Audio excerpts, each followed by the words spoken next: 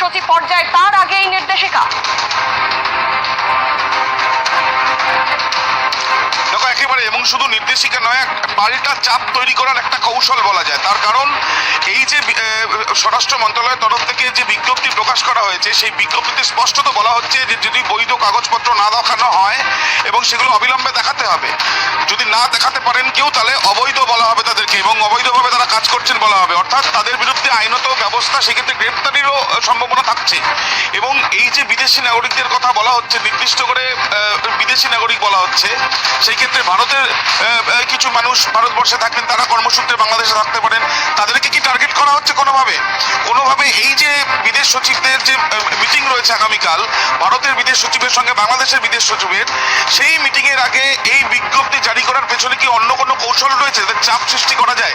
তার কারণ বিষয়টা খুবই স্পষ্ট, হিন্দু সংখ্যালঘুদের উপরে বাংলাদেশে যেভাবে আক্রমণ হচ্ছে, তাদের উপরে যেভাবে হামলা হচ্ছে, সেই বিষয়টা নিয়ে কি নির্দিষ্ট পদক্ষেপ বাংলাদেশ করছে, সেই বিষয়টা ভারতের তরফ থেকে জানতে চাওয়া হতে পারে। তার আগে এই ধরনের বিজ্ঞপ্তি দিয়ে কোনোভাবে কি এইটা প্রকাশ করার চেষ্টা করছে বা চাপের পাল্টা কৌশল নিচ্ছে বাংলাদেশ, যে যারা বিদেশ থেকে এখানে থাকছেন বা ভারতীয় যারা হয়তো থাকছে বাংলাদেশে কর্মসূত্রে, তাদের নথিপত্র ঠিক আছে কিনা তারা সেটা যাচিয়ে দেখতে, মানে খতিয়ে দেখতে চান, যাচাই করতে চান। এই বিষয়গুলো কিন্তু অবশ্যই প্রশ্ন উঠছে, এবং কূটনৈতিক মহলের একটা ব্যাখ্যা যে আগামীকাল এই যে মিটিং রয়েছে অত্যন্ত গুরুত্বপূর্ণ।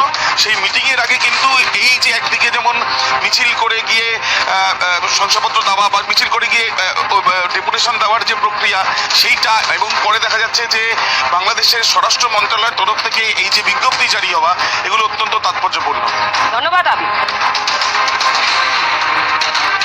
একদিকে যেমন আপনাদের জানাচ্ছিলাম, বাংলাদেশে বিদেশি নাগরিকদের জন্য সতর্কীকরণ বিজ্ঞপ্তি জারি করা হয়েছে বাংলাদেশ সরকারের তরফে। অন্যদিকে 13 দিন ধরে জেলে রয়েছেন সন্ন্যাসী চিন্ময় কৃষ্ণ দাস, এবং তার বিরুদ্ধে আরও মামলার জন্য আবেদন জানানো হয়েছে। চিন্ময় কৃষ্ণ দাস সহ 164 জনের বিরুদ্ধে চট্টগ্রাম আদালতে মামলার আবেদন করা হয়েছে।